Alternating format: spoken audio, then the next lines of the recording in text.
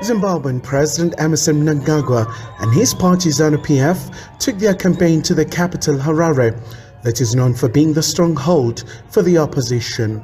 In the previous elections, Mnangagwa garnered less than 25% of the votes in this province, while his party secured a single seat out of the 29 available. To the thousands that converged here, the incumbent ZANU-PF leader promised to improve the lives of the citizens and denounce violence ahead of the polls. On the 23rd of August, we must democratically and constitutionally kick them out of the councils. And the weapon we use to kick out these failures is your vote. The opposition is heartless and insensitive to the needs of our people, coupled with their gross incompetence. They must go now. Let us vote them out of town house. Let them be kicked out of every single constituency. A new great Zimbabwe for everyone! The opposition CCC launched its manifesto this week in the country's second largest city, Bulawayo. The leader of the opposition has condemned the killing of his supporter. One of our key issues we must restore is to restore the trust and confidence in government. We need to restore the trust in the rights and freedoms of the citizens. You must be free to demonstrate. And when you demonstrate, you must not end up in prison. When you demonstrate, you must not be like Mutwakas, MRP. They now ban bars for simply demonstrating. You must not be like Job Sikala, representing a mere murdered, child of Zimbabwe. Blessing Ali. He is in prison. We must restore fundamental rights and freedoms. This is the president who is going to give you back your rights. One opposition leader of the Movement for Democratic Change, Douglas Mwanzora, has pulled out of the race, citing unfairness in the political field. The other presidential candidates, Sevaka Sikuwera, is continuing with his legal battle challenging the Supreme Court's ruling that's confirmed his nullification as presidential candidates. I saw my brother Douglas is pulled out of the race. It's not easy. Yes, we agree with him. There are challenges, there are problems. But the best way to win is not to quit. The best way to win is to fight unto victory. And we have said to the people of Zimbabwe, count on us to fight unto victory. We will fight them in the courts, we will fight them in the streets, we will fight them in the ballot box, we will fight them at the ballot. And we know that ultimately our God is going to stand with us. In just a fortnight, Zimbabweans will decide on their leaders for the next 5 years. Meanwhile, election observers have started arriving. Kylie Khumalo, SABC News. Our Zimbabwean opposition party, the Citizens Coalition for Change, has reiterated that eligible Zimbabweans should go back home and vote.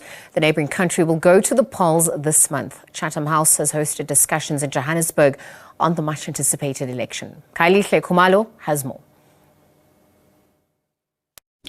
Very invigorating discussion, as we know that it's 14 days to go to the elections in Zimbabwe. So you have quite a number of significant players here in Johannesburg, really looking at the road to the elections in Zimbabwe. But joining us now is the national spokesperson of the CCC, one of the leading players in Zimbabwe. So thank you so much indeed for your time, ma'am. Thank you. Lovely. Maybe just first and foremost, I mean, you have been campaigning, and we've seen in some instances where you were barred in terms of the venues. So far, how's the campaign going?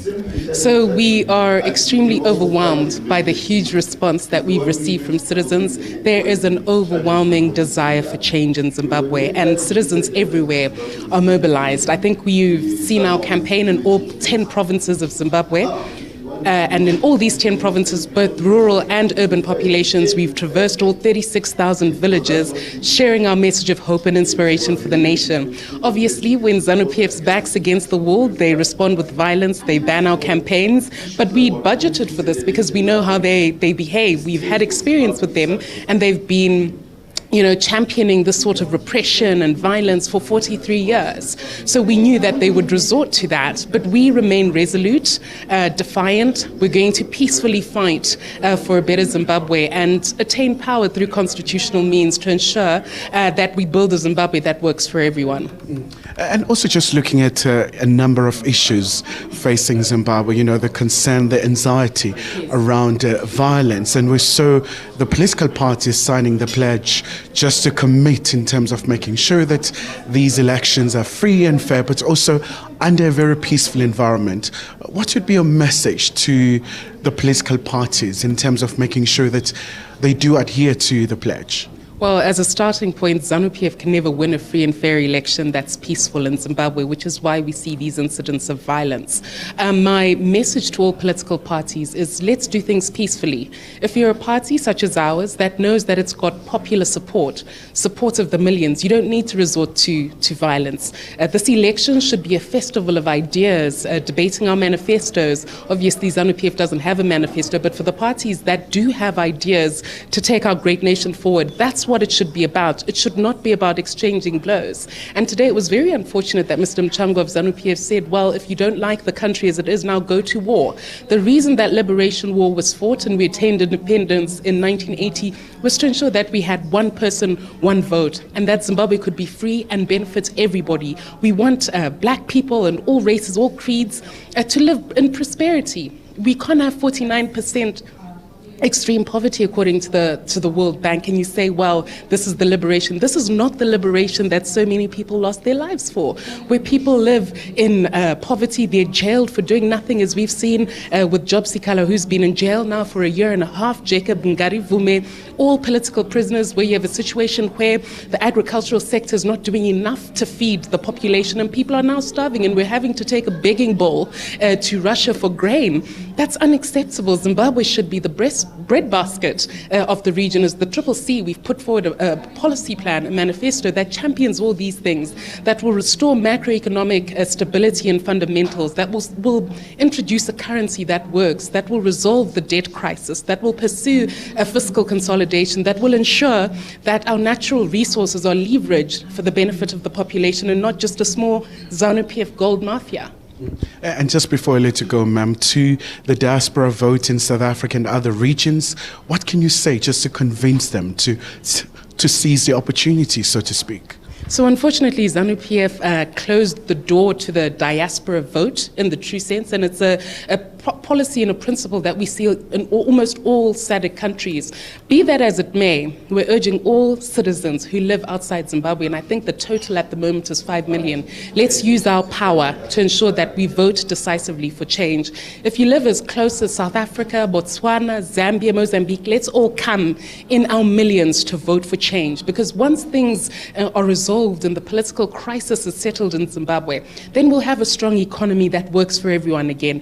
Then everybody can come back, and the brain drain that we continue to see, our teachers, our doctors, everybody leaving because the economy is not working for anyone but the ZANU-PF elites, all of that will be resolved, and we'll retake our place in the community of nations, take a stand in the global economy, participate meaningfully, produce, restore our industry, have smart agriculture, modern ways of mining, and ensure that really all the resources Zimbabwe has are used to great effect. Zimbabwe is clearly not poor, it's poorly managed, and we want to build a Zimbabwe that works, as President Chamisa has said, for everyone. All right. Thank you so much indeed for your time, ma'am. Of course, that's the CCC national spokesperson, really just talking about a number of issues facing Zimbabwe. And of course, the issue of economic recovery appears to be a very major issue among the political parties. Khalihle Khumalo, SABC News, Johannesburg.